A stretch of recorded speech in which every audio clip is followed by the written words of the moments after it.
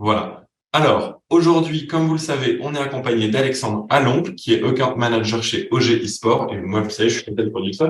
Est-ce que tu peux nous dire deux mots sur un peu ce que tu fais, quelle est ton entreprise et tout, Alex, à ce moment-là? Très bien. OG eSport, équipe de e-sportive, compétitive de jeux vidéo. Pour ceux qui sont familiers avec l'e-sport, vous connaissez déjà, mais pour ceux qui ne le sont pas, on est l'équivalent d'un club de football comme le Paris Saint-Germain, l'Olympique Lyonnais, l'Olympique de Marseille. Sauf qu'au lieu d'avoir des joueurs de foot le plus connus en France, nous, on a des joueurs de jeux vidéo, en fait, qui sont les meilleurs dans leur discipline. Et qui dit joueur professionnel dit bien sûr des fans, de la clientèle, et donc du coup, des partenaires qui sont intéressés d'aller toucher cette nouvelle cible, les fans de jeux vidéo. Et moi, mon rôle, du coup, chez OG depuis maintenant 2 ans et demi, c'est justement de prospecter ces nouvelles marques qui veulent s'intégrer justement à ce marché de l'e-sport et du gaming, et après de les maintenir, donc faire de la rétention. Donc c'est la partie aussi avec le management qui vient se lier à la prospection, de vraiment garder ses clients et les faire entrer du mieux possible dans le monde de l'e-sport et du gaming. Et c'est un point qui va être intéressant à discuter avec vous.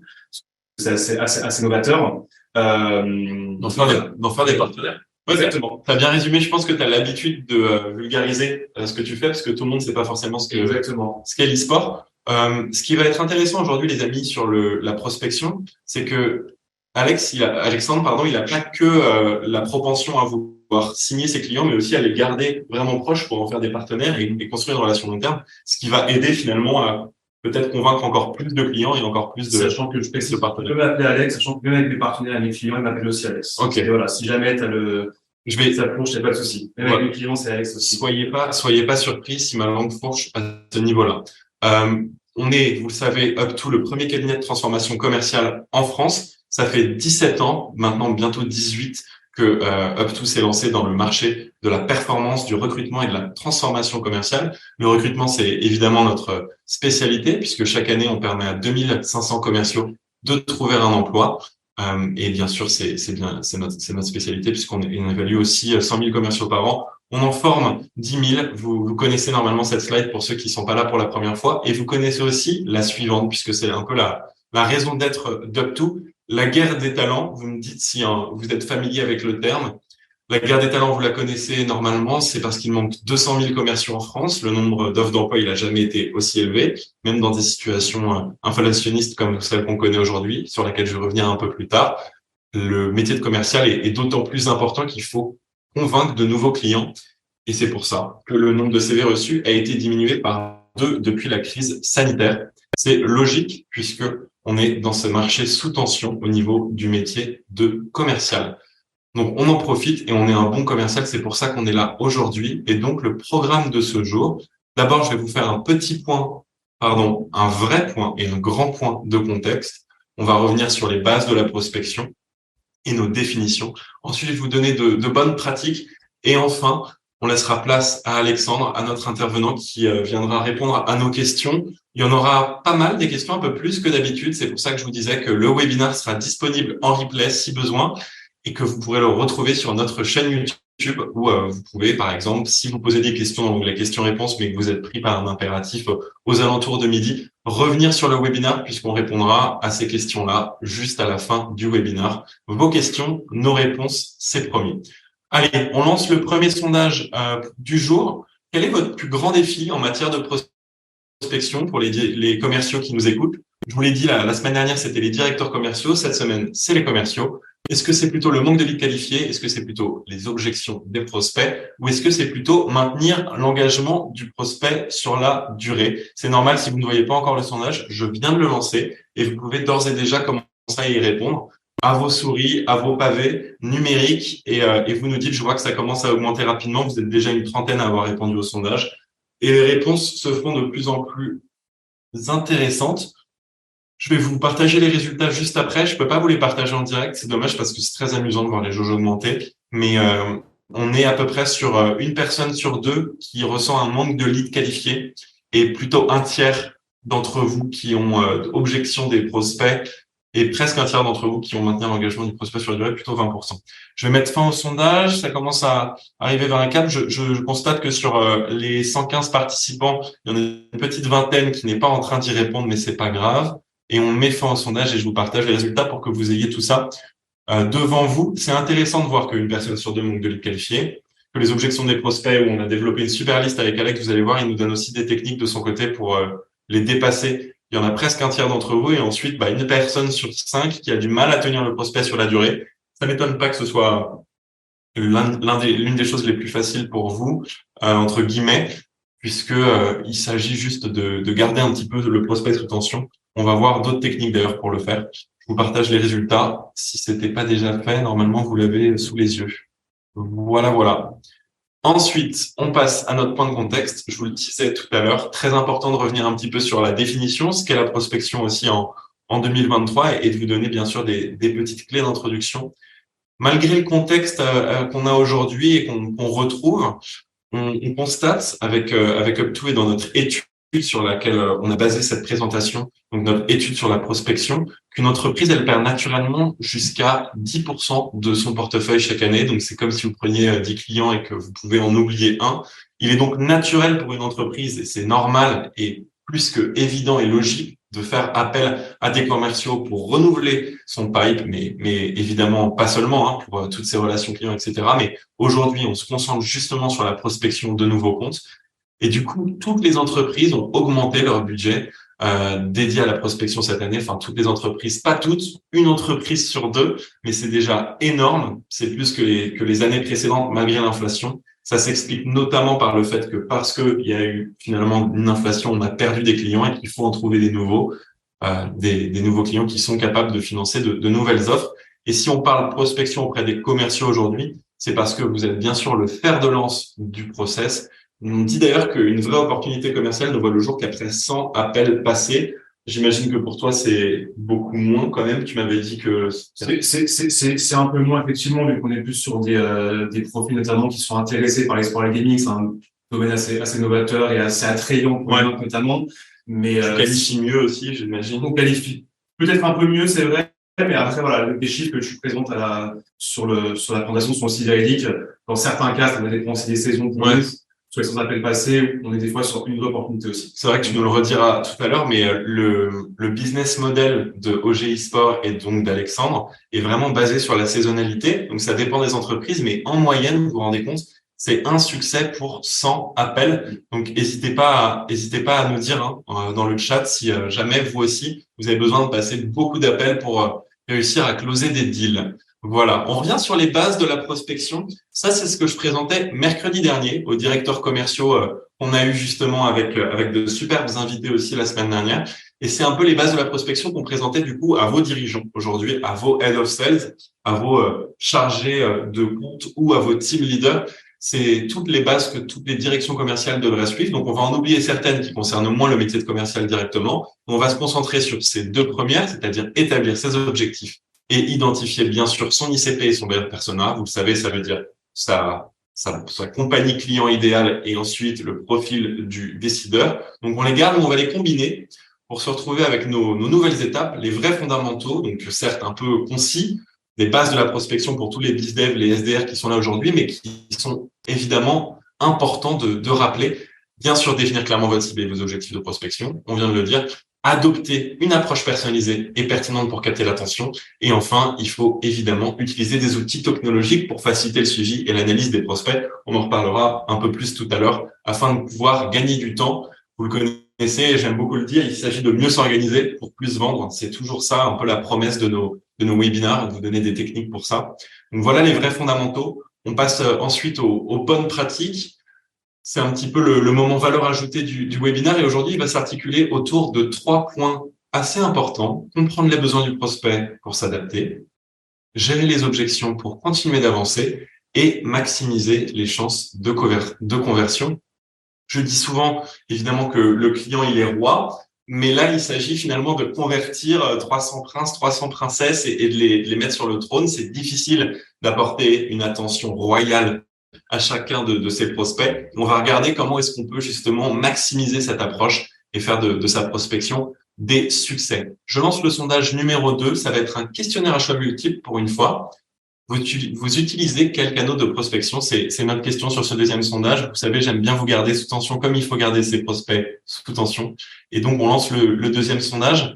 Est-ce que vous utilisez les appels téléphoniques? J'imagine, sinon vous ne serez pas là aujourd'hui. Est-ce que vous utilisez aussi des emails personnalisés, pas que des campagnes, hein, des emails bien ciblés, bien individualisés à vos prospects? Et enfin, est-ce que vous utilisez les réseaux sociaux tels que LinkedIn, etc. Je sais qu'il y en a beaucoup qui utilisent Twitter. Je pense que ça doit être le cas pour toi. Twitter, oui, et je remarque surtout aussi ce qui est de plus en plus important, je trouve, c'est le point numéro 2, les emails personnalisés, qui est pour moi l'une des grandes forces de la prospection, qui est très sous-cotée encore. Les emails marketing notamment, HubSpot pour le plus connu, mais c'est super intéressant pour nous aussi dans les sports en gaming, et j'imagine pour les industries dans lesquelles Tout le monde évolue. Voilà, pour moi c'est l'un des principaux. Après, bien sûr, LinkedIn, même sur Discord notamment, on pourrait y revenir après, qui est un réseau social qui est plus niche, mais plus axé sur le gaming et l'e-sport. Ouais, là, ça va Et être appel téléphonique, bien sûr, voilà. Mais email personnalisé, je dirais pour moi en premier. Ça va être plutôt de ton côté. Bon, évidemment, les appels téléphoniques reviennent en premier. C'est la base de la prospection pour beaucoup de commerciaux. Et en plus, vous êtes 98 à avoir répondu. Donc, je sens votre attention augmenter au fur et à mesure de notre valeur ajoutée. C'est génial. Et je vous partage les résultats qui sont très intéressants, puisque évidemment, les réseaux sociaux arrivent en dernière place. C'est quelque chose qui augmente, hein. Vous n'étiez pas une personne sur deux à me dire ça l'année dernière quand je parlais un peu déjà de ça autour de moi. Et c'est vraiment intéressant d'avoir un petit peu vos retours. N'hésitez pas à le peaufiner encore plus dans le chat, à échanger entre vous.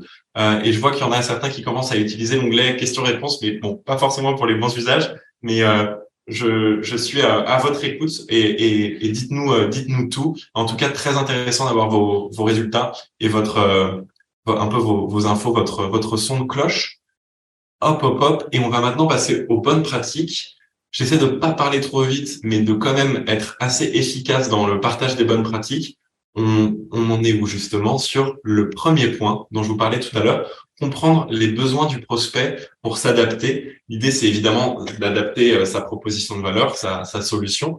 Et là, on va revenir sur des bases. Vous les connaissez, ces bases-là. Normalement, il faut poser des questions ouvertes pour encourager le prospect à s'exprimer, écouter attentivement les réponses du prospect et prendre des notes. D'ailleurs, toi, tu prends des notes assez loufoques, parfois, qui peuvent être anecdotiques, mais qui servent à garder en tension le prospect. Tu vas nous le redire tout à l'heure, mais vous allez voir, c'est assez amusant et puis à la fois important, et ça pourra vous aider. Il faut bien sûr approfondir en posant les questions de clarification pour obtenir des informations précises. Et ensuite, il y a bien sûr cette étape de reformulation que j'espère beaucoup d'entre vous connaissent. C'est très important de reformuler ses besoins pour évidemment d'abord inspirer la confiance au prospect, mais et aussi s'assurer des prochaines étapes et apporter une certaine conclusion à vos appels. Voilà un petit peu attendez, hop, voilà un petit peu, on y est, les bases hein, pour comprendre les besoins du prospect et s'y adapter. Et je voulais qu'on se focus sur quelque chose que j'avais envie de vous fournir aujourd'hui. Fanny vous le partagera également dans le chat. On va essayer de penser à des questions ouvertes. Je pense que vous en avez beaucoup déjà de votre côté qui sont déjà en place chez vous et dans votre cadre de prospection. Mais voilà, quelques exemples de questions ouvertes que vous pouvez mettre en place dans le cadre de vos prospections. Donc, une dizaine. Il y en a qui sont un petit peu évidentes, je pense, pour beaucoup d'entre vous, comme par exemple, pouvez-vous me parler de vos principaux objectifs? C'est normal. Mais il y en a d'autres que vous pouvez peut-être mettre dans votre portefeuille de prospection. Par exemple, qu'est-ce qui vous distingue de vos concurrents et comment comptez-vous maintenir cet avantage? Ou comment imaginez-vous une collaboration idéale avec un partenaire commercial? Voilà, tout autant de questions que vous pouvez mettre à l'usage de votre côté. Je vous laisse soit prendre des screenshots, soit les copier-coller, puisque Fanny va pas tarder à les partager justement Si je peux rajouter un point très rapide sur ces questions-là, qui sont intéressantes. Pour moi, je vais retenir deux points majeurs. De ça, la première, c'est la plus connue, c'est l'écoute attentive, l'écoute active. Qu'on soit en rendez-vous par téléphone, en physique, comme là on est actuellement. Pour moi, l'écoute active du prospect, c'est ce qui est le plus important pour justement comprendre justement les besoins de ce prospect.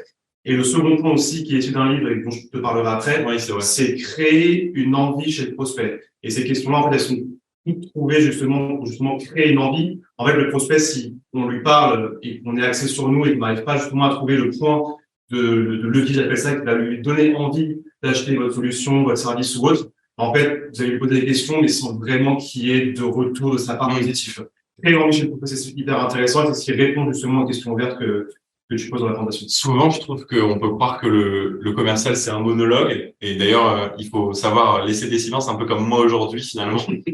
Mais je pense que c'est important, justement, de pas trop partir en live. Et tu le disais, de laisser l'écoute active. Et en fait, les clients, ils aiment rien d'autre que parler de leurs problèmes. Exactement. Et même sentir, si on veut même aller plus loin, c'est sentir que l'idée vient d'eux, en fait. Ouais. Si jamais parce que en général, le commercial est calé sur ce qu'il doit proposer, etc., sur les services. Et si tu fais sentir au prospect que l'idée vient de lui, qu'en fait, c'est lui qui a trouvé la solution, là, c'est encore plus bingo. Ouais, ça marche encore mieux. Voilà, une petite liste de questions ouvertes. Pour ceux qui l'ont pas encore vu, Fanny les a partagées. Donc, Fanny qui est à la régie les a partagées dans le chat. Vous pouvez les copier-coller, les mettre de côté et surtout ne pas quitter le webinaire. Je constate que pour l'instant, on n'a pas de perdition, donc c'est top. On passe à la suite et au point numéro 2. Là, on va parler des objections.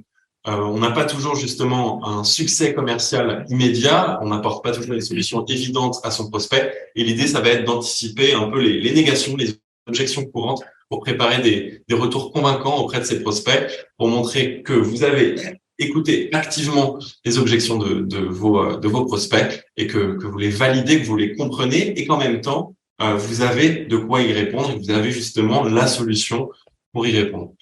Ensuite, bien sûr, proposer donc des arguments solides et des exemples concrets pour contrer ces objections. Je vais vous montrer un exemple et en plus, Alexandre nous en a préparé un quand on passera aux questions-réponses préparées tout à l'heure, où lui, c'est plutôt axé sur vraiment sa proposition de valeur. Là, on va passer plutôt à quelque chose qui est valable pour tout le monde. Déjà, une liste de techniques pour dépasser les objections. Il y en a beaucoup. Alexandre nous localisait l'écoute active, très important, on en parlait tout à l'heure, histoire de donner un petit peu l'impression au prospect que la solution vient de lui. C'est une très très bonne idée, une bonne technique, vous pouvez répéter. J'aime bien aussi le fait de fournir des preuves sociales, et il y en a 15 au total, hein, donc prenez pas un screenshot tout de suite, je vous repasserai la première, et Fanny va vous partager toutes ces techniques-là dans le chat, de toute façon. En voilà d'autres, la preuve du ROI, c'est très intéressant. Pour ceux qui le peuvent, proposer un test gratuit ou une période d'essai. Bon, ça dépend évidemment de votre offre, de votre produit, mais normalement, tout ça peut être applicable à beaucoup d'entre vous. Je vous repasse du début jusqu'à la fin et je vous laisse prendre des screenshots, des photos avec vos téléphones portables si vous ne savez pas. J'ai un point très rapide aussi, vu que j'ai vu dans tes questions-réponses qu'il y avait un point sur les emails personnalisés pour revenir là-dessus. Alors, j'ai plus la question, tu peux revenir éventuellement sur les questions-réponses. Bien sûr. Une des toutes premières. Pour avoir il y avait de bons outils pour email personnalisés. Alors, il y avait celle-ci, il y avait même une autre, en fait, où la personne disait que les personnes ne répondaient pas aux emails marketing, en fait. Et l'un des points, et encore, ça dépend beaucoup de l'industrie dont tu travailles, j'imagine que vous, avec vos prospects, vous avez peut-être 100, 200, 300 emails par jour que vous envoyez. Et effectivement, ce qui va fonctionner aussi pour la partie email, c'est la personnalisation, et c'est le point numéro 6 que tu as affiché sur ton deck. C'est créer de la personnalisation, travailler en amont la recherche sur son prospect.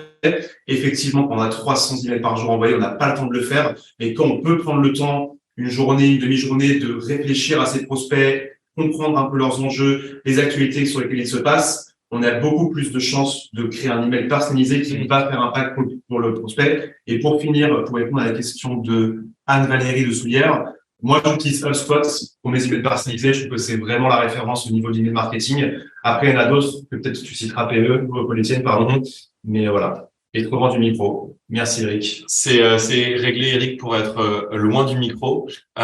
Et merci beaucoup, parce que je pense qu'on a quand même capté la plus grande majorité de la valeur que tu as partagée. Et effectivement, la personnalisation, que ce soit dans le cadre de vos objections ou justement pour vos emails, c'est très important. Et pour finir de répondre à la question, vous pouvez utiliser Mailchimp ou Sendinblue qui a récemment changé de nom et je l'ai sur le bord des lèvres, mais j'arrive plus à Mopa ou un truc comme ça. Sendinblue, je disais aussi avant, et c'est très très bien. C'est pratique parce que vous pouvez définir un champ qui sera modifiable automatiquement et envoyer des emails qui du coup vont se personnaliser un peu plus. Mais je vous conseille quand même d'apporter une véritable valeur ajoutée à vos mails. Je pense que l'ère où on envoyait 300 emails et on en récupérait 2, elle est un petit peu révolue. C'est quelque chose que je vois fréquemment, notamment dans notre podcast sur la vente qui s'appelle Vive la vente.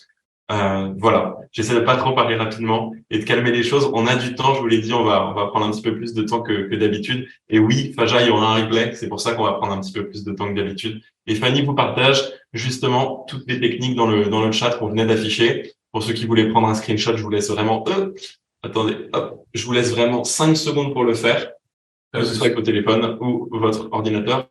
Et oui, pas plus, il avait raison. Et enfin, une dernière chose issue de notre Salesbook cette fois, notre Salesbook sur lequel est grandement basée toute cette présentation, c'est une matrice qui va vraiment vous aider à justement cadrer vos objections. Donc, vous l'avez vu dans la colonne d'objections, à en définir le poids pour votre deal à venir. Est-ce que c'est vraiment très impactant? Est-ce que c'est pas trop impactant ou est-ce que juste c'est au milieu? La nature aussi, est-ce que ça va plutôt être sur la rentabilité, la solution, la technique de vente? Et enfin, la réponse que vous allez y apporter. Alexandre a développé quelque chose de similaire et c'est une matrice qu'on donne beaucoup lorsqu'on accompagne les entreprises en performance commerciale. Et donc, c'est quelque chose qui a fait ses preuves sur nos 6000 clients, figurez-vous, dans notre Salesbook qu'on vous partagera d'ailleurs à la fin de cette présentation des bonnes pratiques et avant de passer aux questions-réponses. Voilà, c'était pour le point numéro 2. On va maintenant passer à notre troisième partie des bonnes pratiques et à la dernière partie des bonnes pratiques pour ceux qui ont hâte d'avoir les questions-réponses avec Alex, qui nous apporte une super valeur ajoutée à chaque fois. L'idée là, c'est de maximiser ses chances de conversion. Il y aura pas tellement j'irai pas tellement plus loin que cette slide-là dont on se concentre. Mettre en place une organisation, évidemment pour avoir un suivi qui soit à la fois régulier, mais vous permettre aussi personnellement de rester dans l'esprit du prospect. Ça vous permet aussi de battre la concurrence, mais aussi évidemment de peut-être saisir des opportunités. Tu nous en reparleras tout à l'heure. Mais le timing, c'est important tout le temps et encore plus quand on peut potentiellement soit déranger quelqu'un, soit l'aider. Et parfois, ça dépend juste de quelques heures. Personnaliser les interactions, on venait d'en parler, en fonction des besoins spécifiques du prospect. Ça, c'est vraiment dans toute l'approche, pas juste sur les objections. Alexandre nous parlait tout à l'heure des mails et on y revient. Évaluer et analyser les résultats de votre prospection pour optimiser vos stratégies et vos tactiques. Et ça, c'est un petit peu ce qu'on appelle le test and learn, mais je vais éviter de faire trop d'anglicisme aujourd'hui. Mais c'est comme dans la vie. L'idée, c'est de corriger ce que vous avez mal fait avant. C'est ce qu'on dit tout le temps, quand on tombe, on se relève. Et ben, la même chose s'applique dans le travail et la même chose s'applique évidemment dans la prospection. Si vous sentez qu'il y a un mail qui fonctionne moins bien ou une technique d'appel qui fonctionne moins qu'une autre, très important de la corriger. Je concentre la valeur là-dessus qui est hyper intéressante, justement, sur évaluer et analyser, test and learn en anglais. Justement, c'est ce que je fais notamment aussi pour les emails marketing. Je fais un point focus là-dessus, mais c'est hyper important pour moi. C'est justement comprendre ce qui a fonctionné dans les emails que tu as envoyés pour un prospect. Le taux d'ouverture. Exactement, le taux d'ouverture, etc., le taux de closing et tout. Tout comprendre, etc., et tout analyser va me permettre, en tout cas pour moi et pour vous, de créer des emails au fur et à mesure qui vont s'affiner, s'améliorer, se personnaliser et qui, in fine, à la fin, vont avoir un taux de conversion qui va être meilleur. Exactement. Comme une recette de cuisine, comme lorsque non, mais c'est vrai. En fait, c'est très, on peut le comparer à beaucoup de choses, mais vraiment, test and learn. Et enfin, histoire de garder vos prospects sous tension, je vous disais, c'est très important. Essayez d'utiliser du contenu comme les webinars tels que celui-ci et qu'on proposait d'ailleurs à nos clients, du coup, plutôt dans une version dirigeants commerciaux et head of sales la semaine dernière. Pour les dirigeants commerciaux qui nous écoutent d'ailleurs, il est toujours sur notre chaîne YouTube en replay, tout comme ce webinar sera en replay parce que je sais qu'il y en a certains d'entre vous qui sont un peu limités par le temps autour de midi. Donc, je vous le rappelle, ne vous inquiétez pas, up tout sur YouTube. Et justement, c'est la fin de nos bonnes pratiques et on va bientôt passer aux questions-réponses avec Alexandre. Mais tout d'abord, je souhaitais vous rappeler qu'on a basé bien sûr cette présentation sur notre étude et sur le modèle de Salesbook qui va justement vous aider à avoir un condensé à la fois des meilleurs outils, mais aussi bien sûr des meilleures pratiques, des méthodes de prospection pour bien sûr closer, avoir des opportunités et continuer de renouveler votre pipe. On l'a dit, c'est très important. Dedans, il y aura des outils pour préparer votre prospection, pour bien sûr identifier vos buyer personas, pour bien prospecter avec des messages de prospection type que vous pourrez utiliser sur LinkedIn, à la fois dans vos demandes ou dans vos messages directs, ou même pour faire des posts, vous pouvez vous en inspirer également. Voilà, c'est notre modèle de Salesbook. Fanny vient de le partager dans le chat. Je vous laisse 30 secondes pour y accéder et cliquer dessus, peut-être le sauvegarder dans un autre onglet, pas quitter le webinar tout de suite. Je sais qu'on a perdu qu'une dizaine de personnes depuis tout à l'heure et c'est génial parce qu'on arrive justement à la véritable valeur ajoutée de ce webinar juste après vous avoir partagé notre superbe étude qu'on a fait pendant 2 mois et qui justement est toujours dans ce cycle sur la prospection. On va donc passer aux questions-réponses avec Alexandre. Non, je suis désolé, j'avais oublié qu'il y avait un dernier sondage. J'avais envie de vous poser une question un petit peu à choix multiple. Je vous laisse toujours cliquer si c'est pas encore fait sur l'étude et sur le Salesbook qui se trouve justement dans le chat et que Fanny vient de partager. Et je vais maintenant vous lancer notre dernier sondage. Notre dernier sondage, justement, quelles sont vos principales sources de motivation pour réussir dans la prospection? Est-ce que c'est atteindre vos objectifs, toucher votre variable, soit déplafonner, soit plafonner, mais en toucher le maximum? Est-ce que c'est plutôt un esprit patriotique d'entreprise pour contribuer à la croissance justement de votre boîte? Ou est-ce que c'est plutôt satisfaire les besoins des prospects et des clients? Est-ce que c'est finalement dans l'humain que vous épanouissez le plus? Dites-nous en commentaire, enfin en sondage, et on regarde vos résultats. Moi, je les vois, vous pas encore. J'attends que tout le monde ait répondu. Tout à l'heure, vous étiez 99. Je sais que vous serez un peu moins maintenant. Je sais que j'ai perdu l'attention de certains d'entre vous qui nous écoutent, peut-être remplissant le CRM d'une oreille. Je vous connais, mais on s'en approche. 83 personnes, on y est presque. Je vous laisse y répondre doucement. À 90, c'est promis, je mets fin au sondage et je partage les résultats. On est 88, plus que 2 personnes. Est-ce qu'on s'arrête là? Allez, on s'arrête là. Je mets fin au sondage et je partage les résultats. Vous êtes 6 sur 10 à nous dire que c'est atteindre vos objectifs de vente et c'est bien normal. Ensuite, vous êtes plutôt 1 sur 2 à dire que vous voulez contribuer à la croissance de votre entreprise. Et à ma surprise, le côté humain prend le pas sur le côté, on va dire, patriotique et corporate, puisque satisfaire les besoins de vos prospects, de vos clients, est aussi votre priorité numéro 2, juste avant de contribuer à la croissance. C'est un sondage super intéressant parce qu'il vient pour moi aussi justifier le fait qu'il n'y a pas de profil unique en sales en prospection, en fait. On peut avoir des profils qui vont être agressifs, qui vont venir chercher justement des objectifs de vente. Exactement. On va avoir des profils qui sont plus entretien, account management, comme moi je peux être, qui aiment beaucoup satisfaire les clients, prospecter bien sûr, mais les maintenir à les fidéliser. Et le point numéro 2 qui va être encore plus social et humain, où vraiment on va contribuer, ce que j'appelle un peu dans le sport, les joueurs qui sont vraiment les lions dans une équipe, bah, ces personnes-là sont aussi super importantes, mais qui vont pas mettre forcément leurs besoins en premier, mais aussi ceux de la boîte de tout pour faire contribuer à la croissance. Donc, c'est hyper intéressant d'avoir 3 profils différents et qui, au final, sont assez équilibrés, sur les. C'est intéressant. Je dois dire que je vais te piquer exactement tout ce paragraphe. Je me regarderai moi aussi les replays parce que c'était exactement ça. Et puis, c'est pour rassurer aussi les réflexions. Il n'y a pas forcément qu'un profil agressif, il peut en avoir plusieurs. Il n'y a pas de profil dédié. Vous arrêtez le partage des résultats et on va passer justement aux questions-réponses avec Alexandre, qui a vraiment l'habitude, vous l'avez compris, de ces sujets-là, et qui est lui plutôt donc dans la culture quand il fait de la prospection. On va partager tout ça. On se l'est dit tout à l'heure. Si tu peux redonner un petit peu de contexte peut-être aux gens qui n'étaient pas connectés. Est-ce que tu peux nous résumer un peu tes enjeux, tes méthodes de prospection? Est-ce que vous faites chez OGI Sport? Pourquoi est-ce que vous devez prospecter et comment? Yes. Moi, ça fait déjà une décennie que j'ai l'expérience dans les sport gaming. Donc, j'ai l'expérience là-dessus. Au niveau de mes enjeux, méthodes de prospection, nous, notre but, c'est qu'on a un business, on a une équipe. Il faut qu'on fasse tourner justement un business, qu'on puisse payer nos joueurs. Parce que l'objectif, c'est d'avoir les meilleurs joueurs du monde dans notre équipe. Ça passe majoritairement par notre business model actuellement, par le sponsoring, par des marques comme actuellement BMW, ou plutôt des marques comme Oppo, par exemple, la marque de téléphone, qui vont apparaître sur le maillot, sur les réseaux sociaux, etc. Le but, c'est de les attirer. Méthode de prospection et la différence, les emails marketing, moi, rien ne vaut la présence en physique, comme toi et moi actuellement, on se voit là maintenant. Rien ne vaut ça. Appel téléphonique aussi, et puis d'autres, notamment avec des outils comme Notion, dont je te parlerai après, qui sont super intéressants pour venir justement augmenter les taux de conversion de ces méthodes de prospection. Et tu me le disais, toi, c'est par saisonnalité, un peu. Exactement. Ça va dépendre de l'industrie dans laquelle vous êtes. Moi, dans mon cas, vu qu'on est une équipe sportive, je vais prendre l'exemple du foot ou d'autres sports, peut-être. Alors, je connais pas les affinités de chacun qui suit quel sport, mais voilà, on a différentes étapes dans une saison. La période hivernale, printemps, été, automne. Donc, des marques, en fait, vont être plus susceptibles d'avoir un budget marketing alloué sur une période donnée.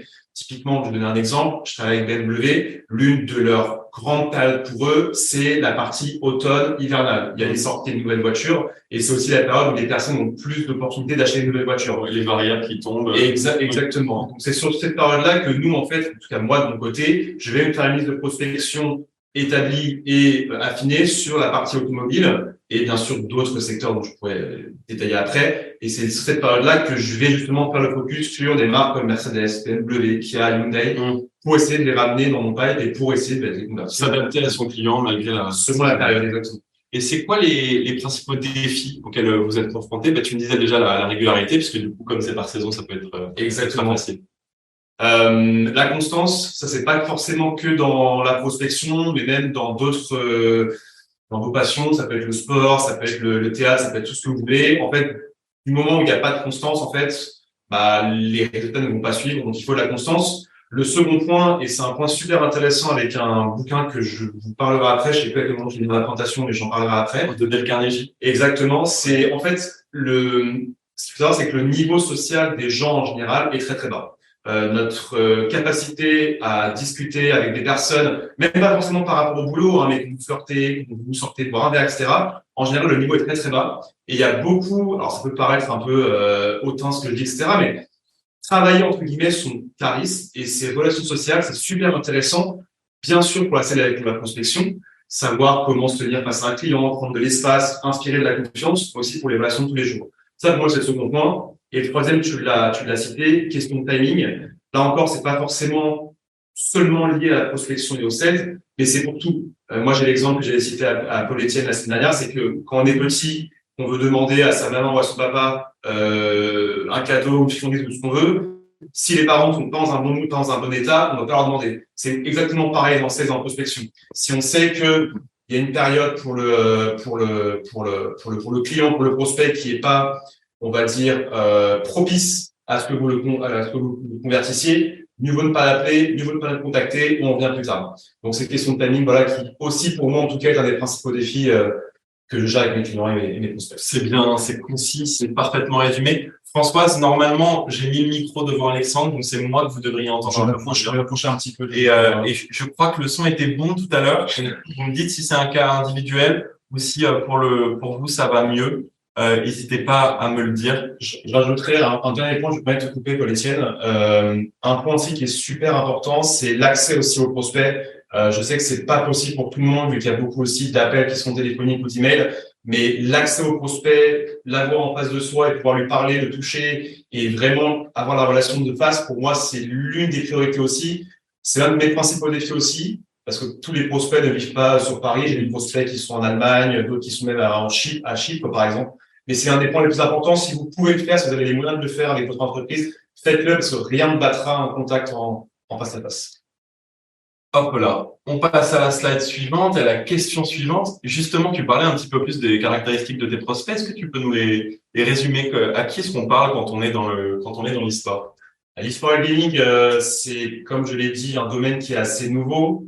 Il y a ça 5-6 ans, moi j'en parlais à mes amis, tout le monde me prenait pour un fou. Là maintenant, les entreprises qui s'y implantent, c'est les entreprises qui n'ont pas peur justement de ce que j'appelle en anglais la contamination, exactement, se mouiller, d'aller voir d'autres industries, notamment nous, e-sport et gaming. Je prends l'exemple les plus connus avec Louis Vuitton, qui a fait une collection League of Legends, qui est un jeu vidéo pareil sur ordinateur, ou même Gucci, donc c'est vraiment des marques de luxe que je vous cite pour vraiment vous faire comprendre. Exactement, c'est des marques qui n'ont rien à voir avec le gaming, avec le jeu vidéo, qui n'ont rien à voir avec les compétitions de jeux vidéo, mais qui pourtant voient dans cette cible, jeune cible, millennials, digital, etc., voient une cible hyper intéressante et vont s'y engouffrer pour justement prendre des parts de marché directement. J'imagine que c'est aussi une histoire de se rajeunir son image de marque aussi parfois. Et tu disais, il n'y a pas tellement de prospects qui font du B2B, mais plutôt des prospects qui font du B2C dans le business model. Exactement, nous pour les équipes de jeux vidéo, et je vais prendre l'exemple du foot pour que ça parle à plus de monde.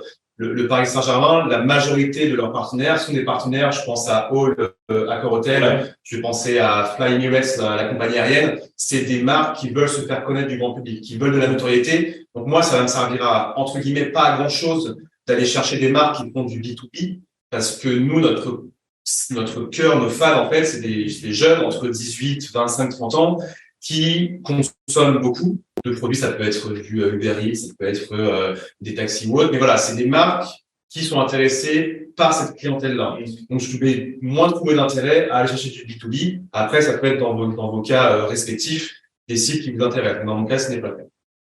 C'est clair et net. Comment est-ce que vous identifiez les besoins des prospects pour adapter votre approche en conséquence? On parlait de la qualification. Et toi, tu me disais que tu fais beaucoup de travail sur justement la préparation de tes rendez-vous et de la qualification des prospects. Yes, mais pour moi, c'est arriver le jour J devant un prospect avec de l'entrain, de l'engouement et mieux connaître la boîte que lui ne peut la connaître. Ça, je parle. En général, c'est pas le cas parce que la personne travaille là-bas, mais le but, voilà, vous m'avez compris, c'est vraiment faire ce travail de recherche. Et encore une fois, c'est pas possible pour toutes les entreprises parce que je sais que certains d'entre vous ont parfois 100 calls par jour, peut-être même plus. Donc, c'est pas tout le temps facile de préparer en amont. Mais si vous pouvez le faire, si vous avez vraiment, vous savez que vous allez avoir une semaine, vous allez avoir 300 calls à faire dans la semaine. Si vous avez le temps en amont avec votre entreprise de préparer, entre guillemets, c'est pas forcément des recherches vraiment approfondies en général, hein. Ça peut même être, voilà, des actualités, qu'est-ce qui se passe, qui est arrivé dans la boîte, qui est parti, qu'est-ce qu'on est sorti comme solution pour amener tout ce contenu lors du call. Et en fait, là, le prospect, le client, quand il va recevoir l'appel, il va se dire, OK, je compte pas seulement sur un prospect, sur un commercial, qui va me vendre la solution. Mais en fait, il s'est vraiment intéressé à ce que je fais. Et encore une fois, il est là pour m'écouter et pour moi et pas pour lui. Et ça, c'est super intéressant et c'est aussi super important pour moi. L'idée, c'est vraiment de mettre toutes les chances de son côté. Parfaitement résumé encore une fois. Merci Alexandre. Et justement, quand on a mis toutes les chances de son côté, mais qu'on a des objections, comment est-ce qu'on y répond? On reprend un petit peu la matrice de tout à l'heure.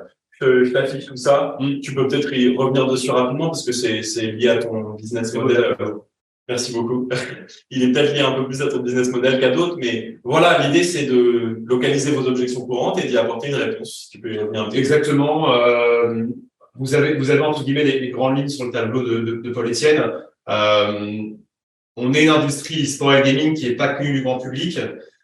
Donc forcément, on connaît pas ce que c'est l'e-sport, c'est une perte de temps, les clients sont âgés, etc. Ils ne vont pas apprécier ce que vous faites. Je me construis une liste de réponses les plus communes. Enfin, je crée une liste de réponses aux questions les plus communes, les plus posées par les prospects. Au bout d'un moment, on en revient à la partie de test and learn, donc de tester et d'apprendre. C'est ça en fait. Je vais avoir un call avec un prospect qui va me poser une question à laquelle je m'attends pas du tout. Je me la note. Comme ça, je sais que si la question revient après, ça paraît logique, mais en fait, j'ai une réponse toute préparée à ça. Ça peut paraître un peu robot, on n'est pas des robots, encore une fois, on réagit comme bon nous semble. Mais voilà, c'est toujours bien d'arriver préparé, entre guillemets, à des calls. Encore une fois, on en rejoint à la question de constance. Si c'est un travail c'est pas un travail qui est très, très lourd, mais c'est un travail qui est fait petit à petit, étape par étape. Et en fait, si on est régulier, en général, il n'y a pas de souci, les calls se passent très bien. Je pense que de toute façon, tout ce qu'on répète à foison, il faut trouver un moyen de le faire le plus rapidement possible. Exactement, et le faire aussi un peu sa sauce aussi. Il y a pas, encore une fois, comme tu l'as très bien présenté lors du sondage, c'est qu'il n'y a pas de profil de commercial très défini. Chacun a sa recette, chacun a son propre caractère, et il faut pas se dire, ah, je suis pas assez agressif, donc je suis pas un bon sales, ah, je suis pas comme ça. Non, on est soi-même, on joue avec ses forces, et voilà. C'est pour ça qu'on vous donne vraiment les méthodes, justement, pour adapter de manière assez uniforme vos soucis à ce genre de choses, et la matrice les objections en fait partie. Le livre dont tu rêves de parler depuis tout à l'heure, alors attention, parce que on nous dit des termes en franglais dans le chat. Je sais que vous êtes moins franglais, mais désolé, c'est le monde et on a traduit à chaque fois. Vous excuserez Alexandre qui en plus part faire sa résidence commerciale à New York en plus, donc ça joue. Mais il a fait beaucoup d'efforts aujourd'hui pour donner de la valeur ajoutée en français. Donc je te remercie pour ça. Et on passe à la question du coup 6 sur 14. Je rappelle que le webinaire est disponible en replay pour ceux qui doivent nous quitter. Il sera sur YouTube à partir de la semaine prochaine au plus tard. Comment est-ce que vous établissez entre vous des relations durables avec vos prospects? Comment est-ce que justement tu maintiens cette confiance? Ouais, alors en introduction, et c'est vraiment l'un des principaux points, je pense, de ce webinaire aussi, c'est ce livre de Dale Carnegie. Donc en français, c'est Comment se faire des amis. Ce qui peut paraître un peu bizarre, mais en fait, c'est un livre qui m'a été très, très, très, très, très utile sur ma partie prospection, ma partie sales. C'est un livre qui a été prouvé, l'un des best-sellers de Dale Carnegie, qui va vous apporter des techniques sur, en fait, comment se créer un réseau, comment se créer, là, en général, c'est amis, mais c'est pas forcément que amis, c'est aussi un réseau, et comment influencer, j'aime pas le mot influencer, c'est plus, on va dire, comment prendre soin et comment, comment, entre guillemets, prendre soin de ses prospects, en général, dans ce bouquin. Comment est-ce que on va les maintenir? D'abord, le contact, je te disais, l'accès aux prospects. Et puis, il y a plein de petites techniques. J'en parlais tout à l'heure, créer une envie chez le prospect. Parce que le prospect, effectivement, si on lui donne pas envie, si on le comprend pas, il va pas revenir, il va pas rappeler. Le second point, et que j'ai appris, je ne connaissais pas le terme, c'était garder sous tension aussi. On le fait naturellement, entre guillemets, mais toujours penser, entre guillemets, ça peut être par exemple un anniversaire. Typiquement, ce que je fais, notamment en rendez-vous, plus quand, on va dire, des rendez-vous ne sont pas forcément formatés, mais plus en soirée ou avec un prospect. Quand je rencontre quelqu'un, j'écoute son nom, il me dit, je m'appelle Paul Etienne, etc., je travaille chez tout. Et en général, je demande aussi quand il est né. Alors, je ne demande pas depuis longtemps, ça, mais là, ça vient dans la discussion.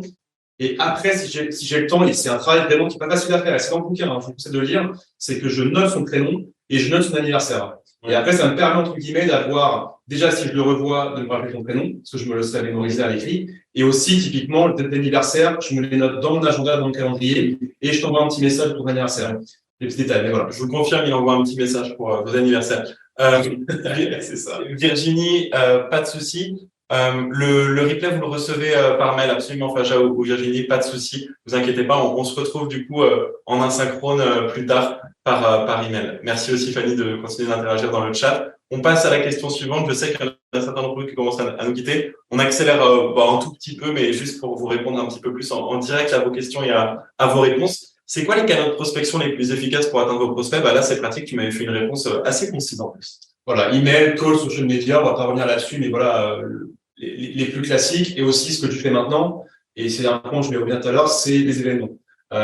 Présentiel, c'est mieux. En ligne, c'est bien aussi. En fait, le terme anglais, je ne le dirais pas, mais c'est comme les personnes qui font des soirées en général. On adore venir à les soirées qui ont été organisées. Et en général, après la soirée, on remercie l'organisateur. Et la personne qui a organisé est toujours très bien perçue de tout le monde parce que il a pris le temps, il l'a organisé, il a les ressources. Exactement. Et en fait, ça, c'est un point super important. C'est que si vous le pouvez, faites-le organiser, même si c'est pas naturel pour tout le monde d'organiser. Certains sont un peu introvertis ou pas forcément. Mais c'est l'une des plus grandes forces. Si en fait, vous êtes celui qui initie l'action et qui va initier l'événement, en fait, de un, les personnes vont vous suivre naturellement parce que vous organisez et vont être un peu intéressés par ce que vous faites. Et aussi, vous allez être respecté par vos pairs parce que vous êtes celui qui donne de la vie, qui insuffle d'énergie à un projet. Là, en l'occurrence, c'est le webinaire, par exemple, de Up2. Donc, tu es à l'initiative de ça, c'est très bien.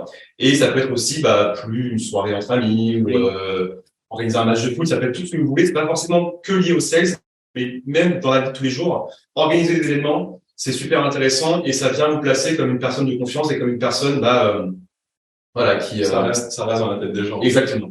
Vous utilisez des outils technologiques pour optimiser votre processus de prospection, moins que on pourrait croire, mine de rien, parce qu'on je suis assez vieille école.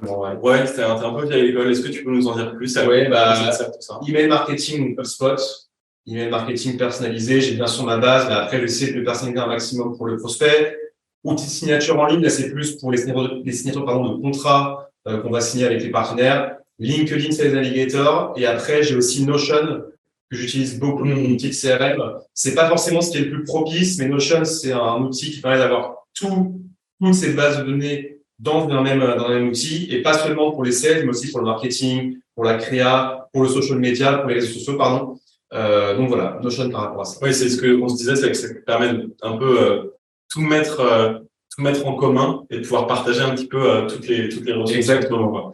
Très pratique. Bon, je vois qu'il y en a qui sont obligés de quitter, mais je vais arrêter de répondre à Notion, c'est ça, oui. Oui, Juliette, c'est absolument ça. Et toi, tu vois parfaitement la question. Alors, il y a des questions qui nous sont posées dans le chat que à nous. Essayez quand même de parler à tout le monde, comme ça peut servir. Et on va arrêter de vous dire au revoir bout à bout, puisque c'est logique qu'il y en ait certains d'entre vous qui doivent partir, mais il y a toujours 80 personnes en ligne. Donc, on se concentre sur vous. On termine autour de 12h30 et on s'adonnera à vos questions-réponses entre 12h25 et 12h30, puisque pour le moment, on n'en a que 3. Donc, on s'y adonnera juste après, dans 7 minutes. Et c'est parfait parce qu'il nous reste justement 5 questions.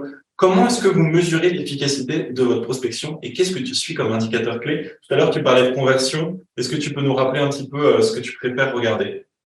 Yes. Ça va dépendre encore une fois de ce que tu vends, de ton business. Nous, en l'occurrence, on vend l'équipe, mais on a aussi un podcast et on a aussi des événements en physique. Actuellement, mon équipe est à Bali, où on participe justement à une compétition. Et à côté de ça, par exemple, il y a un événement qu'on va organiser. Donc moi, en fait, je vais calculer quelles sont les différentes recettes que je vais avoir par rapport aux produits que je vends. Pour me donner une idée un peu sur quel produit ou service je vends, je dois, on va dire, concentrer mon attention. Ça, c'est le premier point. La durée de cycle de vente. Donc, on en reviendra après, mais comment est-ce que je me débrouille dans mon cycle de vente? Combien de temps je passe sur un des principaux points? Combien de temps ça me prend? Trop, pas assez? Et ensuite, bien sûr, ce qu'on appelle le taux de réussite. Typiquement, je fais 100 appels par semaine. Combien ces appels sont réussis et combien ne le sont pas? C'est très important de faire ce rapport à chaque fois de conversion et on se revoit un petit peu ça. À chaque fois, tu essayes de quantifier un peu, tu as des indicateurs pour chacune étape. Tu regardes un petit peu quand est-ce que ça passe, quand est-ce que ça passe pas. Tu me l'avais mis en anglais, mais j'ai tout traduit en français. Non, très bien, c'est exactement ça. C'est connaître un peu quels sont les points de bascule et à quel moment je vais passer plus de temps, à quel moment ça bloque. Si je vois typiquement, en fait, je peux pas le faire sur un échantillon de 5 prospects. Et par contre, à la fin de mon mois, je vais avoir X nombre de prospects qui vont être suffisants, que j'aurai appelés, qui vont être suffisants pour me faire l'évaluation. Et je vais voir qu'en fait, sur la partie connaître les besoins, par exemple, au hasard, je prends beaucoup plus de temps et ça bloque sur 30% des calls que je fais. En fait, je vais me dire, OK, il y a un problème dans mon cycle de vente. Peut-être qu'il faut que je change mon approche, que je change mon discours, ou même, en général, que je retire une partie. C'est vraiment, après, encore une fois, propre à chacun. Ça, c'est ce que j'utilise. C'est pas ce qui est, comment dire. Il y a différentes méthodes pour le faire, mais voilà. En plus, tu reviendras, toi, sur les étapes que tu as. Je crois que c'est la dernière question, juste avant pour définir tout ça. Alors là, je crois que quand on a préparé ce webinaire, tu n'avais jamais été aussi concis que sur cette question-là. Quelles sont les compétences essentielles pour toi pour réussir dans la prospection? Yes. Dans l'ordre, pour moi, organisation, toujours important. On en revient un peu à le côté un peu de constance, mais pour moi, c'est clairement ça, c'est être organisé. Pas perdre de temps. Exactement, tout faire en amont et en tout cas le maximum que l'on puisse, toujours être à la pointe de l'organisation. Le second, c'est l'expertise. Moi, en l'occurrence, c'est l'e-sport gaming. En tout cas, je ne me considère pas encore comme expert, mais il y a toujours beaucoup de choses à apprendre. Mais dans vos domaines respectifs, si vous connaissez votre produit et votre service sur le bout des doigts, vous serez un expert, entre guillemets, confirmé par vos pairs, et si vous l'êtes par vos pairs, mais aussi par vos clients et vos prospects. Et le troisième point, c'est le charisme. Il y a le livre Dale Carnegie que je vous ai cité, How to Influence and Influence People. Donc, comment sur les amis. En fait, pour moi, si on travaille son charisme, si on travaille sa prise de parole, etc., en fait, c'est un énorme pas en avant et qui va non seulement permettre de vous améliorer, mais aussi parce que, bon, c'est pas une compétition, mais il va vous permettre de vous démarquer par rapport aux autres commerciaux parce que vous aurez pris le temps de travailler vos compétences sociales face à des personnes, etc., et face à des prospects. Oui, même si le client a besoin de votre produit, c'est toujours mieux d'être plus agréable, plus sympathique que la concurrence. On est à avant-dernière question. Comment est-ce que tu travailles en collaboration avec d'autres membres de l'équipe pour maximiser les résultats de votre prospection? Bon, si tu peux me le résumer largement, il y a 3 équipes, social media, marketing et créa. Ouais, voilà, ça va dépendre, entre guillemets, aussi de vos industries et de vos métiers. Là, en l'occurrence, vous avez tout qui est inscrit sur social media pour la partie plus soft, compréhension. Moi, j'ai eu beaucoup de me demander, est-ce que vous pouvez me faire un petit point sur quel est le statut du marché sur Twitter, Instagram de BMW, Mercedes, Hyundai et Kia. J'ai besoin de savoir ce qui se fait. Les KPI aussi pour, par exemple, j'ai un collègue Mercedes, ils m'ont demandé, moi, je veux les KPI des 6 derniers mois de tous vos réseaux sociaux. Donc, en général, ils me présentent une liste de tous les KPI. Marketing, on en revient à la saisonnalité, identifier des prospects, qu'est-ce qui va sortir, etc. Qu'est-ce qu'on peut proposer comme activation marketing avec ces mêmes marques de voitures. Je prends l'exemple des voitures pour ça fasse un souvenir, un fil rouge. Et pour la créa, c'est typiquement ce que tu as fait là pour la présentation, c'est j'ai besoin d'un deck, j'ai besoin d'un visuel, pardon, j'ai besoin d'une présentation à présenter au client. Je ne suis pas expert dans la créa, par contre, des personnes, on a la chance, c'est pas chez tout le monde, mais on a la chance d'avoir une équipe créative. Est-ce que vous pouvez nous faire des slides ou des visuels pour les... En fait, on y revient un petit peu. On va dire que le social media, il y a aussi l'idée d'apporter des prospects à travers les social media, de te donner des KPI sur ce qui s'est passé à la fin. Le marketing, ça vient un peu entre les deux pour justement qualifier les prospects. Et la créa, c'est dans la fin pour justement apporter bon contenu. C'est presque ton cycle de vente, mais on va y revenir à ton cycle de vente tout à l'heure. Mais d'abord, comment est-ce que, alors là aussi, tu m'avais apporté une réponse très concise et efficace quand on avait préparé, parce que c'est simple, comment est-ce que tu fais quand tu as un prospect qui te dit non, c'est juste non, il n'y a pas moyen de dépasser l'objection, qu'est-ce que tu en fais? Alors, ça peut paraître un peu surprenant, mais en général, je perds pas de temps. Si je vois vraiment que c'est un no-go, vraiment un non définitif, je vais pas courir après le client, je vais pas les courir après, je vais laisser du temps, je vais laisser passer. Puis là, c'est pas grave. Mais par contre, ce que je vais faire, c'est que je vais revenir vers lui si j'ai une solution, un produit ou un service qu'on va sortir qui, je suis intimement convaincu, peut aller dans son sens et peut répondre à ses attentes et ses besoins. Ouais, donc tu retiens bien la raison du non définitif, tu la retiens, tu la qualifies, enfin tu la caractérises pour être sûr de pouvoir y revenir si besoin. Et exactement. Et après, encore une fois, l'entreprise que vous contactez, le prospect, peut être amené à changer. Typiquement, c'est Google la change de nom. Est-ce qu'ils vont faire un nouveau produit, un nouveau service, je ne sais pas. Et peut-être que du coup, ce changement va me permettre justement de me dire, OK, là, il part dans cette direction. On sort un nouveau produit, un nouveau service. Je pense et je suis convaincu que ça peut leur servir. Je vais leur envoyer un message, je vais les rappeler pour justement leur dire que j'ai une solution. Et toujours, super important, le faire avec ensemble. Parce que la différence entre un commercial qui va aller voir son client en lui disant « Ah, j'ai une solution pour toi, etc. Je t'en parle et tout. » mais sans montrer dans le train, versus « Oh, Étienne, j'ai sorti un nouveau produit, il faut absolument que je t'en parle. Ouais. Je viens en exclusivité pour toi, il faut vraiment que je t'en parle, c'est super intéressant. » C'est quoi? Là, ça donne beaucoup plus d'envie. Bon, là, pour le coup, c'est théâtral, mais voilà, c'est un peu ça. Et on en revient au théâtre aussi. Petit tips, si vous en faites pas, si vous êtes passionné par la prospection, faites du théâtre, c'est toujours super intéressant. Mais attends, c'est la question d'après. Voilà, Parfaitement résumé. C'est quoi le conseil que tu donnerais à ceux qui souhaitent se lancer dans la prospection? Je leur conseillerais de faire quoi en premier? Je rappelle qu'on répond à vos questions entre midi 25 et midi 30. Je sais qu'il est midi 25, mais on y arrive. On mettra peut-être fin à midi 32. Et on arrive. Plus que deux questions. Je me dépêche, vous avez tout sur la présentation. Être spécialiste. Bon, en l'occurrence, l'e-sport et gaming, pour vous, ça peut être X ou Y industrie entreprise. Classique, ne pas être timide. On en vient aux compétences un peu charismatiques, sociales, vraiment de prendre le temps de parier sur soi-même, de vraiment être charismatique à ce niveau-là. Et temps libre, pour moi, le sport, c'est essentiel parce que si je fais pas de sport, je suis pas bien dans ma vie. Et le théâtre aussi, pour travailler un peu l'improvisation, pour travailler les relations, entre guillemets. Et puis voilà, c'est toujours intéressant, le théâtre. De sortir un peu de sa coquille. Ouais, aussi, quand on est un peu introverti. Mais moi, je suis un peu introverti et ça m'a aidé aussi le théâtre à prendre confiance en toi. Exactement. À parler suffisamment fort pour qu'il y ait de l'écho même pour certaines personnes. Dans le micro. Mais on fait attention, c'est promis. Et Nathalie, je vous conseille de poser votre question plutôt dans l'onglet questions-réponses. Parce que là, on va s'y adonner. On nous reste, 5 minutes pour y répondre après la dernière question pour Alexandre. Qui juste, je voulais lui résumer un peu ces étapes clés. Si tu voulais revenir sur quelque chose que tu as peut-être oublié, sur le timing, peut-être le 8e point, entre autres choses. Et je vous laisse vous rendre dans l'onglet questions-réponses et nous demander si on a deux bons outils, si on a des techniques pour soulever des objections. Vraiment, adonnez-vous à vos questions pour que nous, on vous donne nos réponses personnalisées à vos besoins. Et Alexandre, moi, j'ai un dernier point très rapide et je pense que c'est une valeur ajoutée pour vous aussi. C'est un petit tip que je vous donne. C'est pour être quasi sûr de closer, entre guillemets, un deal, une offre avec votre client, votre prospect. C'est 3 questions que vous leur posez. La première, c'est est-ce que c'est le bon moment pour acheter notre produit, notre service, pour participer à ça? Est-ce que c'est le bon prix? Est-ce que le prix qu'on propose est celui auquel vous voulez vous donner? Et 3, est-ce que moi, Paul Etienne, moi, Alexandre, je suis la personne avec qui vous voulez travailler?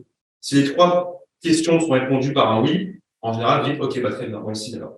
En général, s'il y a des questions où c'est non, pour quel timing, ça va pas, le prix c'est trop cher, alors non, ça arrive très peu en général, mais non, pour le je vais pas travailler avec toi, dans ce cas-là, on le met dans les objections ou dans le logo. Voilà, c'est ça. OK, c'est clair et net. Alors, Nathalie, on va y revenir en dernier sur votre question. C'est moi, elle est là. Concrètement, quel niveau de taux de conversion? Quelqu'un qui s'est mis en spectateur anonyme, je pense que tu en as un plutôt bon, justement, dans un secteur où tu fais plutôt les choses en partenariat. C'est quoi ton niveau de conversion à peu près? Sur les appels, j'imagine que ça va être plus compliqué. Pour les appels, c'est plus compliqué. Moi, ce qui va beaucoup fonctionner, c'est les rendez-vous en physique. Ça va être participer à des séminaires en physique, rencontrer des partenaires. Là, j'étais à la Hotel Arena il y a un mois et demi où j'ai pu rencontrer justement, on avait une loge. On a invité nos partenaires et aussi de nouveaux partenaires.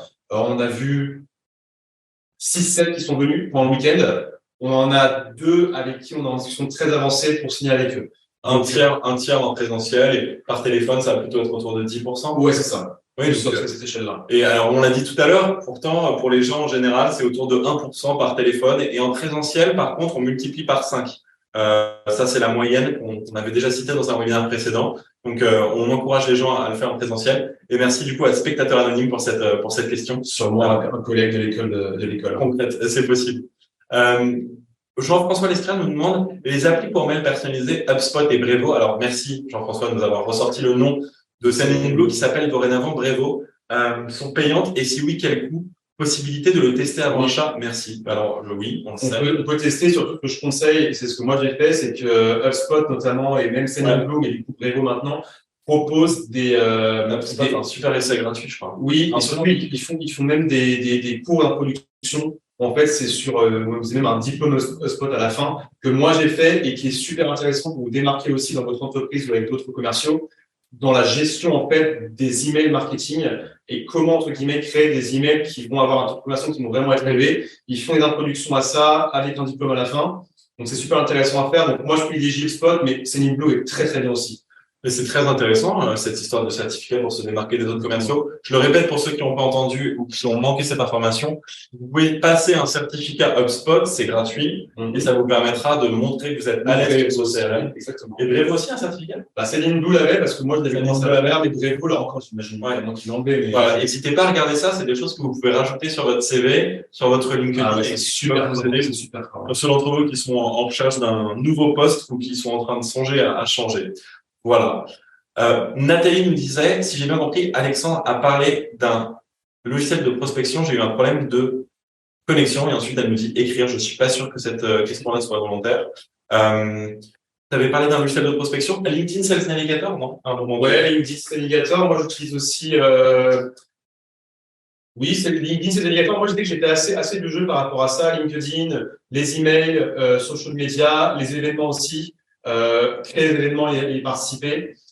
Et après, si c'est la base plutôt aussi de prospection CRM, moi j'utilise Notion, c'est peut-être l'outil que Nathalie a entendu, Notion, qui est un outil vraiment qui permet de regrouper bien sûr une base CRM, mais pas que. Moi, mes équipes marketing, réseaux sociaux, créativité, tout le monde est dessus. Ça permet vraiment de tout rassembler dans l'entreprise et en fait d'avoir accès à beaucoup plus de ressources qui va me permettre de du coup pouvoir avoir des taux de conversion in fine qui sont beaucoup plus élevés. C'est très important parce que moi, ce que j'adorais dans Notion, c'est le côté, c'est en commun. Parce que souvent, on se concentre sur, par exemple, un document sur son ordinateur, pendant que l'autre commercial a son document sur son ordinateur. Et en fait, vous vous rendez compte qu'il y a plein de valeurs ajoutées que vous pouvez vous partager et que parfois les CRM, ça coûte très cher. Notion, ils ont un super plan gratuit également et que ça peut être une opportunité pour, oui, je vais rappeler les références qu'on vient de citer, Nathalie. Je vais vous répondre en direct. Tout de suite. Céline Blue. Je vais remettre ça dans le chat, Nathalie. C'est Notion que je viens d'envoyer, Sendinblue, Blue. Et tout à l'heure, on parlait de HubSpot, qui est un CRM très utile. Voilà, je les envoie. Mais on l'a dit tout à l'heure, Sendinblue s'appelle dorénavant Brevo. Mais bon, si vous trouvez, si vous cherchez Sendinblue sur Internet, vous finirez par tomber sur Brevo très facilement. C'est un peu des spécialistes du SEO. C'est un peu l'objectif. Alors ensuite, on prend les questions de Laurence et de Samuel et pour l'instant, c'est les deux dernières questions. Donc ensuite, tout le monde pourra quitter le webinaire et on y mettra fin. Mais n'oubliez pas, vous nous retrouvez en replay. Laurence, on va répondre à votre question. Difficile d'obtenir des rendez-vous quand on défend une solution à un produit peu connu et sans être recommandé. Quels seraient vos meilleurs conseils en la matière? Très bonne question. Encore une fois, moi, j'essaie d'éviter un maximum justement ce qu'on appelle de trop pousser par email et d'envoyer en fait des emails en masse et de pas avoir de réponse. Ce que je peux en fait, et c'est aussi l'un de mes principaux défis, notamment en prospection et en rencontre client, c'est avoir accès à ces personnes. Comment est-ce que j'ai accès physiquement aux personnes que je veux contacter? À travers des séminaires qu'on va organiser, donc encore une fois, organisation d'événements, à travers des séminaires auxquels je vais participer, rencontrer des personnes, et après, bien sûr, il y a les appels, bien sûr, il y a les emails. Quand c'est pas un peu connu, c'était le cas avec e-sport et gaming il y a ça 5 ans, quand je commençais, c'était vraiment compliqué. Toujours arriver, ça peut paraître un peu bateau, mais toujours arriver avec une approche personnalisée, en tout cas pour les clients et pour les prospects qu'on a ciblés en particulier. Prenez le temps de vraiment avoir un message personnalisé et un message qui va attirer l'intérêt du prospect. Parce qu'il y a beaucoup trop de messages que je lis, mais moi, auxquels je reçois, où en fait, les emails, c'est des emails qui sont très généralistes, sont envoyés, en fait, je lis l'email, en fait, je dis, mais à quel moment, en fait, ça m'intéresse moi, c'est pour tout le monde. À quel moment ça parle de moi, en fait.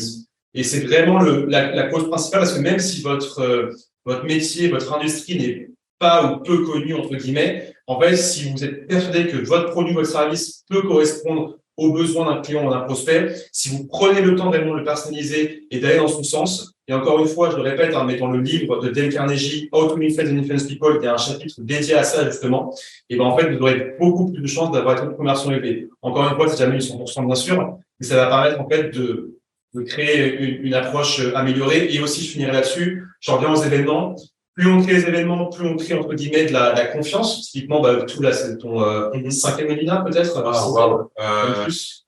Je crois que ça doit être le 10e maintenant. C'est le 10e. J'imagine que tu as beaucoup plus de monde maintenant que le premier webinaire que tu avais, parce que tu crées aussi de la confiance. Les personnes savent ce qu'elles vont avoir avec toi, c'est un professionnalisme dans le webinaire. Et ça va te permettre, en fait, d'être de plus en plus, on va dire, connu des clients. Et après, le bouche à oreille, Claque, les webinaires la semaine prochaine, c'est viens voir, etc. On se retrouve à la masterclass. Et dans votre cas, ça peut être du coup, voilà, j'ai un rendez-vous avec Laurence, etc. On s'est vu en vrai, faut que je t'en parle, etc. Bouche à oreille, et ça marche comme ça après. Moi, je pense que ce que vous voulez dire, Alexandre, sur les mails, ça peut vraiment vous aider, Laurence, cette idée de ne pas penser à ce que vous avez à offrir, mais de comment vous pouvez l'aider et d'adopter vraiment votre proposition de valeur aux besoins de vos potentiels clients. Je me rapproche du micro parce que c'est très important. Essayez un petit peu de s'adapter. Bonne journée, Nathalie. Pas besoin de nous écrire dans les questions et merci beaucoup pour tous les détails parce que je pense que ça a quand même permis à tout le monde de retrouver les outils que vous évoquiez tout à l'heure. Et on prend la dernière question de Samuel avant de nous quitter. Il est 12h35, on aura duré 5 minutes de plus que prévu. Que pensez-vous de l'Emlist pour les mails personnalisés? Je ne sais pas si tu connais. Je ne connais pas du tout. Alors, nous, on utilise chez Up2. Je ne suis pas le spécialiste du sujet parce que vous l'avez compris, moi, je suis plus sur le podcast, les webinaires et nos vidéos, donc sur le contenu. Mais il faut bien que je m'intéresse à comment est-ce qu'on distribue ce contenu. Et l'Emlist est un outil très utile que vous pouvez utiliser en combinaison avec Sendinblue ou même sans Sendinblue et qui va vous permettre de délivrer des mails justement personnalisés à travers des emails que vous avez chez vous, de les prendre un peu comme si vous preniez votre email, mais vous vous en serviez comme une boîte d'envoi de beaucoup de mails à personnaliser, toujours apporter de la valeur ajoutée et qui en plus l'Emlist très très utile pour travailler sa valeur ajoutée. D'ailleurs, l'Emlist a été créé par Guillaume Moubèche, si je ne m'abuse, qui est l'invité du premier épisode de notre saison 2 de podcast. Notre podcast s'appelle Vive la vente. Voilà, je terminerai là-dessus. En plus, on n'est plus que 50 en live. Je remercie les derniers qui sont toujours avec nous. Et je vous dis au revoir dans le chat. De rien, Samuel. Le nom, c'est l'Emlist, Françoise. C'est Lemlist. Je vais vous l'écrire dans le chat si c'est pas déjà fait. Hop, là, j'arrive. Je le fais, Fanny, parce que je sais qu'on était peut-être à la course. Et on vous dit au revoir à tous. Je vous laisse nous dire au revoir dans le chat une dernière fois pour que, comme ça, on remercie Alex, parce que vraiment, merci beaucoup de toute la valeur ajoutée que vous avez apportée. Et merci à tous pour votre feedback en direct, d'être resté en ligne jusqu'au bout. Je sais que c'était plus long que prévu, mais c'est parce qu'on avait beaucoup de valeur à vous ajouter. Et surtout, on se retrouve en replay. Je sais que là, du coup, vous êtes tous connectés jusqu'à la fin. Mais merci beaucoup, Laurence, pour le charisme. Merci, Laurence. C'est adorable. Ça va nous refaire toute notre journée. Et je vous dis à la prochaine fois, au prochain webinaire. Je sais déjà sur quoi il sera. On va parler normalement de vente complexe fin septembre avec un super invité qui était chez Up2 avant, qui est maintenant, si je ne m'abuse, chez HubSpot, justement, on en parlait. Donc, je vous dis à très bientôt et merci encore pour votre attention, pour vos questions, pour votre fidélité, pour ceux qui sont pas là pour la première fois. J'en reconnais certains d'entre vous et je vous dis à bientôt sur les réseaux. Ouais, bonne vente, vive la vente et à bientôt. Merci.